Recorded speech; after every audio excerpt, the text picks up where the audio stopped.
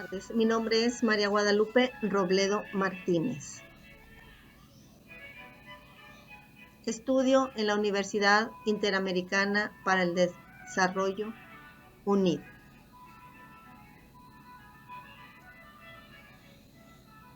Les compartiré mi investigación documental y hemerográfica en diferentes fuentes de información sobre los derechos humanos que se contemplan en los artículos analizados. En el año 539 a.C., Ciro el Grande hizo algo inesperado, liberó la esclavitud. Él ayudó a cambiar la vida de muchas personas, ya eran libres. Él realizó un documento en unas tablillas con sus propias palabras y las puso en una lápida de barro llamado el cilindro de Ciro.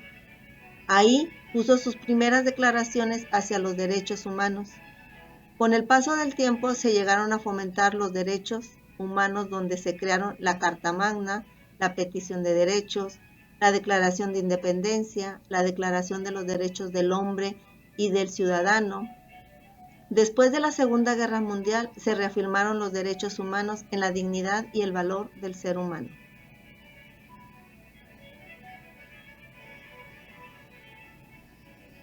Así como la creación de las Naciones Unidas, esto con el fin de traer paz a las naciones del mundo, se creó un documento que se proclamó la Declaración Universal de los Derechos Humanos, que en él se mencionan los 30 derechos que el ser humano tiene.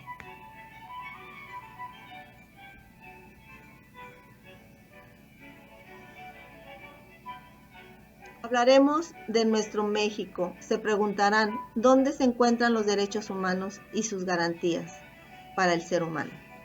Estos están contemplados en nuestra Constitución Política de los Estados Unidos Mexicanos, en el capítulo 1, en sus artículos del 1 al 29.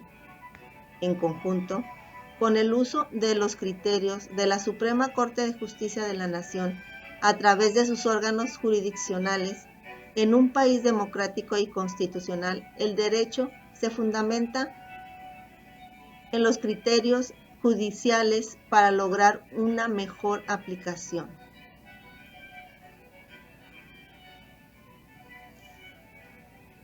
En la Constitución se prevé el artículo 27 constitucional. Este se refiere a la propiedad de las tierras y aguas que comprende dentro de los límites del territorio nacional, que son originalmente a la nación, el cual ha tenido y tiene el derecho de transmitir el dominio de ellas a particulares, constituyendo la propiedad privada. Hacemos a las expropiaciones, solo podrán hacerse por causa de utilidad pública y mediante indemnización. La propiedad se define en pública, privada y social. La expropiación, concepto de utilidad pública, es la jurisprudencia con número de registro 175593 del Pleno de la Suprema Corte de Justicia de la Nación. La expropiación de bienes arrendados, supuestos en los que el particular privado de su derecho real de propiedad, arrendador, puede percibir el pago de las rentas vencidas. Jurisprudencia con número de registro 163-639 de la primera sala. La interpretación jurisdiccional sobre el derecho a la propiedad se ha plasmado en diferentes temas, en áreas verdes, protegidas con el carácter de zonas sujetas a conservación ecológicas, jurisprudencia con registro 2010-366.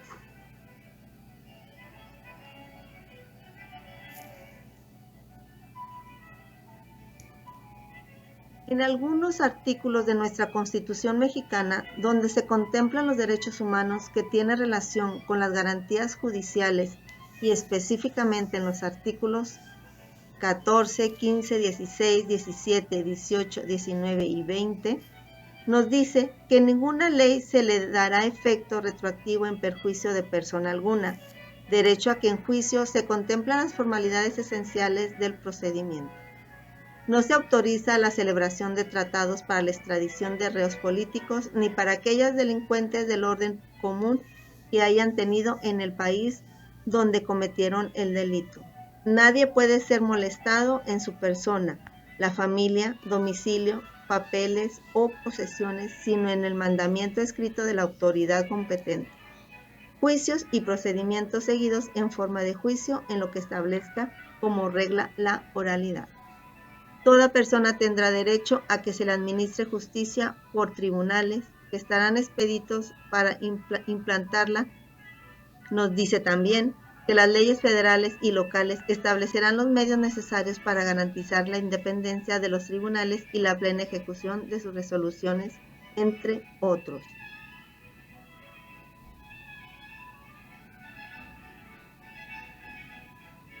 Constitución, los derechos a libertad durante el proceso, la Federación y las entidades federativas podrán celebrar convenios para que los sentenciados por delitos del ámbito de su competencia extingan las penas en establecimientos penitenciarios dependientes de una jurisdicción. En la Constitución nos menciona que ninguna detención ante la autoridad judicial podrá exceder del plazo de 72 horas, a partir de que el indictado sea puesto a su disposición. En el proceso penal será acusatorio y oral. Se regirá por los principios de publicidad, contradicción, concentración, continuidad e inmediación. La investigación de los delitos corresponde al Ministerio Público y a los policías, los cuales actuarán bajo la conducción y mando de aquel en el ejercicio de esta función. Queda prohibido las penas de muerte, de mutilación, de infamia y todo el daño que se tenga hacia el individuo. En nuestra Constitución explica que ningún juicio criminal deberá tener más de 3 instancias. Nadie puede ser juzgado 2 veces por el mismo delito, ya sea en el juicio se le absuelva o se le condene. También queda prohibido la práctica de absolver de la instancia. El fácil acceso a la administración de justicia en condiciones de igualdad es en la actualidad uno de los derechos humanos más importantes, y una vez que está en el sistema judicial, la protección de los derechos se maximiza, habrá de garantizarse a través de los medios jurisdiccionales previstos en las normas generales.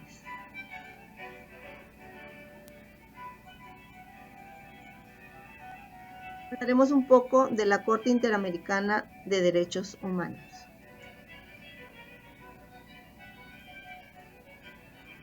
A continuación les hablaré de la Corte Interamericana de Derechos Humanos. Les comento de un caso de sentencia en contra del Estado mexicano. La Corte Interamericana de los Derechos Humanos, hasta el 2015 se tiene el conocimiento de 8 casos y se ha emitido 6 sentencias condenatorias en contra del Estado mexicano. Les describiré un caso que tuvo mucho auge en el caso de Rosendo Radilla Pacheco. El 25 de agosto de 1974 fue víctima presuntamente de una desaparición forzada por parte del ejército mexicano en el estado de Guerrero.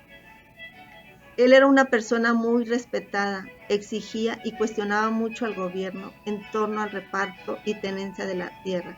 Se convirtió en un personaje incómodo para el gobierno. Se cree que por eso su desaparición forzada por el ejército mexicano. La Corte Interamericana de los Derechos Humanos actuó en contra del Estado mexicano. Esto se refiere a la responsabilidad internacional a la desaparición forzada en esa década de los 70s del señor Rosendo Radilla Pacheco, así como la falta de liquidación y sanción por los hechos, entre otras cosas. Se abre el control de convencionalidad en México, conocido en el cumplimiento de la sentencia de la Suprema Corte de Justicia de la Nación en el expediente Varios 912-2010.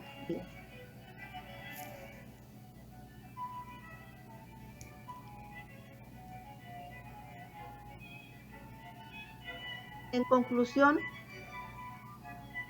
haré mención, nuestros derechos humanos nadie puede ser pisotearlos o ignorarlos. Nadie tiene derecho a quitarle la vida ni la palabra de expresión a ningún ser humano.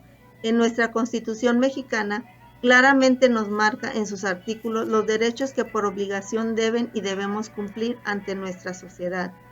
Con esto se debe de regular y proteger los derechos humanos. Es aquí que se explica de manera detallada en qué consiste cada uno de los derechos y es a través de las garantías constitucionales jurisdiccionales y no jurisdiccionales que se protegen estos.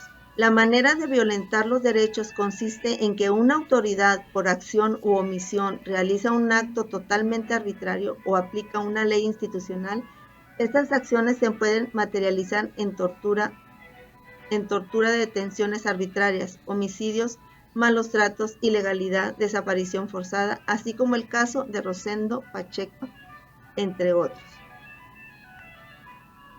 La reparación de un daño no solo es con la víctima, sino con toda la sociedad. Es obligación de todos seguir adelante en esta vigilancia constante y permanente del respeto de los derechos humanos y la profundización de la democracia, de los programas de reparación que deben de ayudarnos a mirar el pasado para proyectar lo que queremos en el futuro. Para terminar, quiero mencionar de los derechos a la propiedad comunal, indígena e identidad cultural. La Corte consideró la vinculación estrecha que los pueblos indígenas guardan con sus tierras, así como sus recursos naturales de los territorios ancestrales y los elementos incomparables que se desprenden de ellos. A través de esto se promueve una cultura de respeto y de protección a los derechos humanos.